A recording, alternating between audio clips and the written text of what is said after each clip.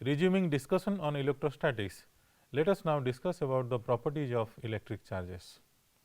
The first property is like charges repel each other and unlike charges attract each other. The second property is charge is quantized. It is obvious that if charge is developed on a body due to transfer of electron, obviously the number of electrons transferred is represented by an integer and hence the charge is an integral multiple of electronic charge. So, whatever may be the charge developed on a body, that is always expressed by integral multiple of electronic charge, q equal to Ne, where n is an integer. Charge is conserved. Like mass and energy, charge is also conserved. If we consider an isolated system, the total charge is always constant. We cannot create charges, the charges are there present in matter. We can rearrange charges from one body to another. Therefore, they always remain constant. Charge is invariant. The meaning invariance is coming from or indicating the constancy of charge with velocity. If charge of a body does not change with its velocity, then it remains invariant, unlike mass. Charge is a scalar quantity and hence it is algebraically arrayed, and charge is transferable. It is transferred from one body to another body. Now, let us compare the two basic charges, mass on a body and electric charge on a body. If we compare the two, mass with electric charge, then the differences are mass is producing attractive force, while electric charge can produce both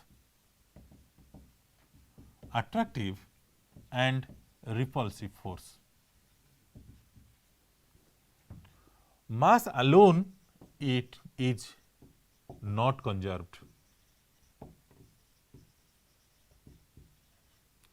but electric charge is conserved. Similarly, mass is a variant. The variation of mass given by the relation m equal to m0 by root over of 1 minus v square by c square, where charge is invariant. Charge is quantized, where the quantum of mass is not yet defined. So, basically speaking, between mass and charge we see this type of distinctions. And let us come to the next topic. Can mass exist without charge? The answer is yes. Can charge exist without mass? The answer is no. There are 4 types of charge or charged bodies present around us. First of all is a point charge. No charge in the universe is actually a point charge. But if you compare the point of observation with the dimension of a body, the distance of observation point, if it is very large in comparison with the dimension of a body, then the charge is said to be a point charge. Any charge behaves like a point charge. A charged sphere, a charged cylinder, a charged wire, a sheet of charge, each and every charge when observed from a large distance behaves like a point charge. Now, the second type of charge distribution we are getting is a linear charge.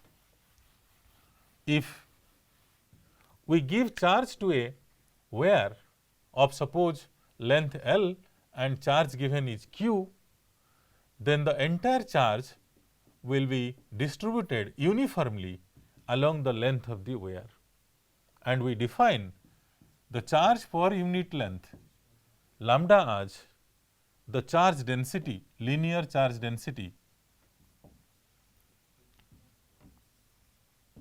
and the total charge on the body is therefore given by integration 0 to L lambda dl. Similarly, the third type of charge is a surface charge. Suppose I have a surface S on which q amount of charge is given. So, my charge density will be sigma, it is charge per unit area, and therefore, the total charge on the body is integration over the surface sigma ds. Similarly, the fourth type of charge is a volume charge. Suppose in a volume V we gave a charge q. The volume charge density rho is given by q by V, and hence the total charge on the body is integration over volume rho dV. So, this is about your different type of charges we define while discussing electrostatics. Now, let us see the interaction between two charges. Before going to interaction, now let us answer some questions. Can we transfer the entire charge on a body to another? In the process of conduction, we have defined, we have shown that charges are being transferred from one body to another body when they are connected till they attain a constant potential. But in a particular process in which if a charged body q is kept inside a hollow enclosure and they are connected by a wire, then the entire charge on that body will be transferred to the hollow enclosure. This is the one and only one process where we can transfer the entire charge of a body onto another. Now, my second question is, repulsion is a sure test of electrification. Explain. Now, while defining the attraction and repulsion between the electric charges, we see that two charges can attract each other, a charged body and a neutral body can also attract each other. But if two bodies are repelling each other, this indicates that they are definitely charged. So, therefore, we can say repulsion is a sure test of electrification. Now, my third question is, find the number of electrons to be transferred from a body to get a charge of 1 microcoulomb. To get a charge of 1 microcoulomb, suppose this is a body and I want a charge of plus 1 microcoulomb on that body. So, what I have to do? I have to take away some electrons from it. If number of electrons taken away is n, so Ne must be equal to 1 microcoulomb. So, n is equal to 1 micro is 10 to the power minus 6 divided by E is 1.6 into 10 to the power minus 19. So, it will come somewhat like order of 10 to the power 13 number. So, if we transfer 10 to the power 13 number of electrons, then only we can develop a charge of plus 1 microcoulomb on the body.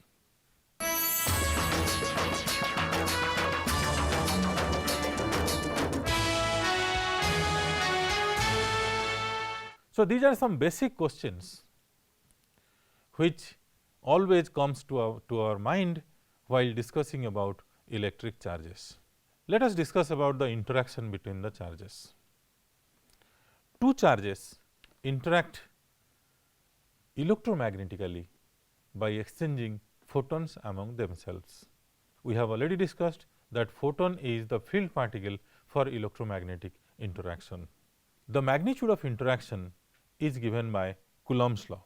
It states that the force between two charges is directly proportional to the product of the charges and inversely proportional to the square of the distance between them. Now, consider two charges q1 and q2 separated by a distance r. According to Coulomb, if F is the magnitude of force between the two charges, then F is proportional to q1 q2 and is proportional to 1 by r square.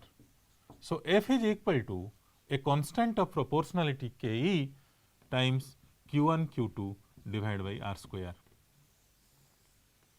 This is the magnitude of force between the two charges at a separation of r in vacuum.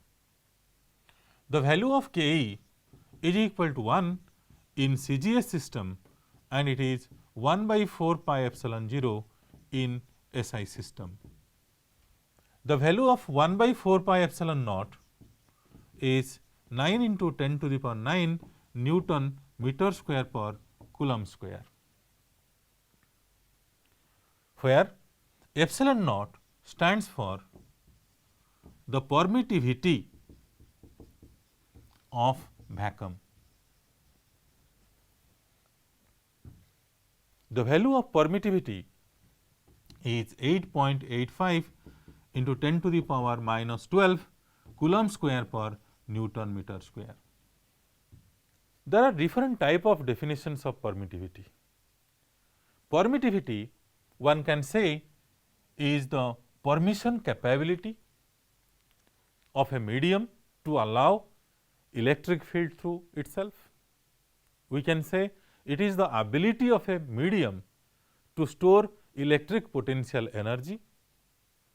We can say it is the degree of polarizability of a dielectric medium. In this way, we can define the permittivity of a medium.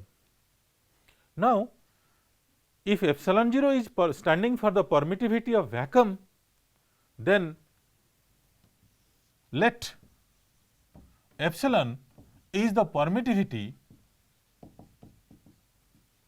of any medium.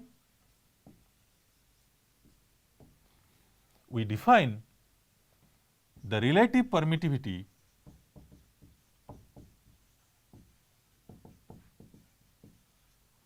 epsilon r as permittivity of a medium divided by the permittivity of vacuum.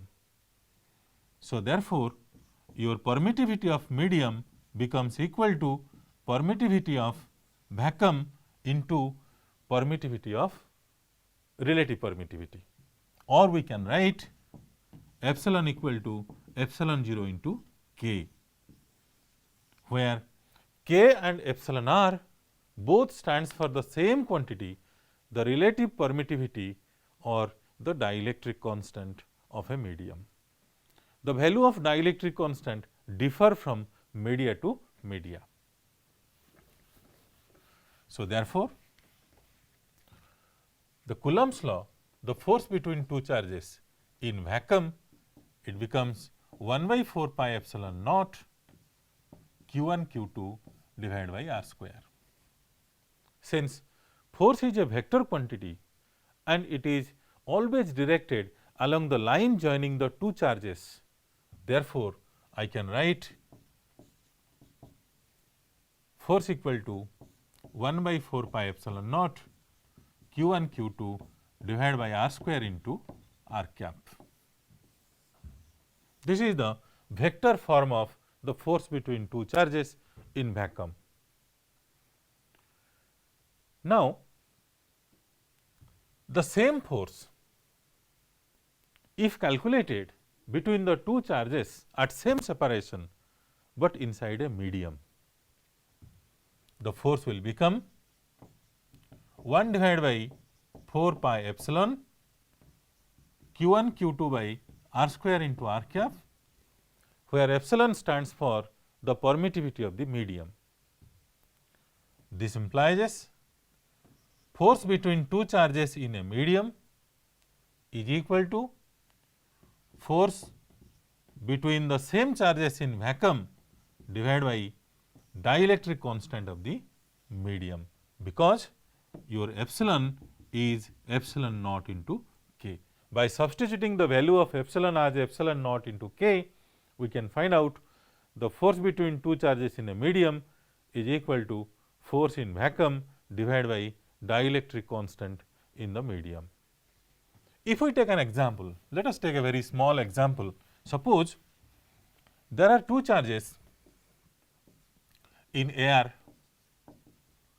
Q1 and Q2, they are experiencing a force of suppose 80 Newton, F equal to 80 Newton. If the entire system is now dipped inside a bucket having water with dielectric constant equal to 80, the dielectric constant of water is 80, then the force will be reduced to, by the formula Fv divided by k, it is 80 Newton divided by 80, this will be 1 Newton. So, the same charges inside water at same separation will give a force of 1 Newton among themselves. To find the vector form of Coulomb's law, let us take one of the charge at origin. If I take one of the charge at origin, suppose my Q1 is at origin and this is my Q2,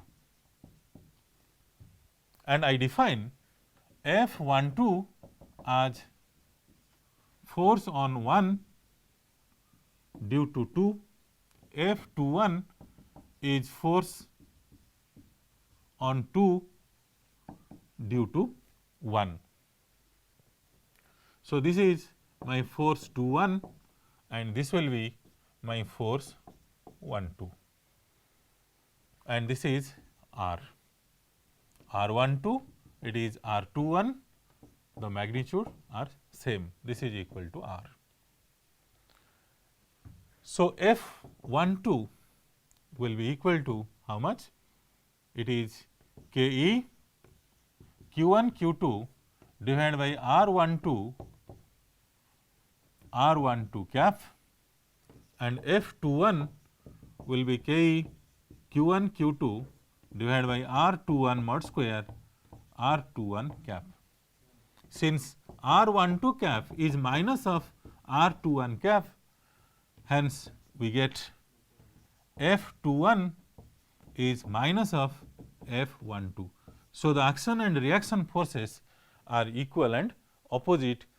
The Coulomb forces, they act equally and in opposite direction to the charges on the charges involved. If the origin is not on any one of the charges, if my origin is shifted to some other place, then how to calculate the Coulomb force? Suppose this is my charge number 1 and this is my charge number 2.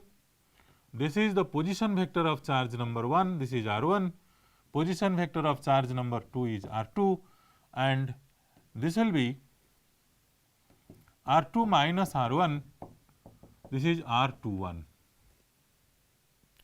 So, therefore, my F21 will be equal to K Q1 Q2 divided by R2 minus R1 mod square into the unit vector, mod q into the vector R2 minus R1. Similarly, I can write F12 is Ke Q1 Q2 divided by R1 minus R2 mod q R1 minus R2. So, in this way vectorially we can represent the Coulomb's law between two charges. Now, if there are suppose large number of charges, if there are large number of charges, then the net force on a charge is calculated by using the superposition principle. The superposition principle is telling us that the force between two charges is independent of the presence of other charges present nearby them, and the net force on a charge is calculated by the geometric addition of all the individual forces due to the charges present around. Suppose we have a charge q0 and there are a large number of charges present q1 up to qn. Our distances r1, r2 up to rn. The force on q0 F q0 will be equal to force F 01 plus force F 02 plus up to force F 0n, means the force on q0 due to q1, force on q0 due to q2 and force on q0 due to qn. So, all the forces are individually calculated and then we take a geometric sum to find out the force acting on the charge q0. Let us take some examples. So, my first example is find the force between the nucleus and electron of hydrogen atom. Suppose this is my hydrogen atom, we know the nucleus of hydrogen atom is having a charge of plus E and electron is having a charge of minus E. So, my force will be F equal to 1 by 4 pi epsilon naught q1 q2 is E square divided by r square. R for hydrogen is 0.53 angstrom, or we can say 0.53 into 10 to the power minus 10 meter. The value of E is 1.6 into 10 to the power minus 19 coulomb. This force will be negative. Why negative? Because one charge is plus E and the other charge is minus E.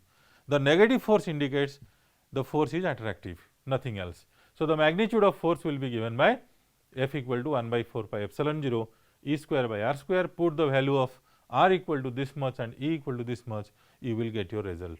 Let us take a second example. The force between two charges in vacuum is 80 Newton and the force inside water we have already calculated it to be 1 Newton. There are 4 equal charges, each of q are present at the corners of a square. What is the force acting on any one of them? Suppose here is a square having charges q, q, q and q. So, to calculate the force on any one of the charge, we have, if this is A into root 2. So, obviously, if this is F, this will be F by 2.